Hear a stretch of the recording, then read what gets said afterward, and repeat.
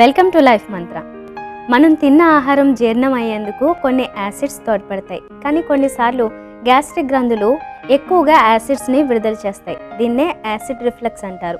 దీనివల్ల గుండెల్లో మంట, గొంతు నొప్పి, నోరు చేదుగా ఉండడం జరుగుతుంది.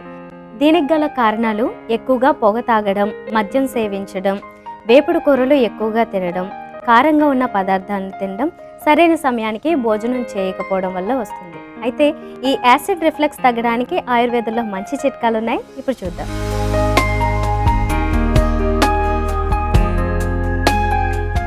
కడుపులో బాగా మంట, అసిడిటీ ఉన్నట్లయితే భోజనం తర్వాత 4-5 తులసాకులను తీసుకుని బాగా నమిలి మింగాలి. దీనివల్ల కడుపులో మంట, అసిడిటీ వెంటనే తగ్గుతుంది.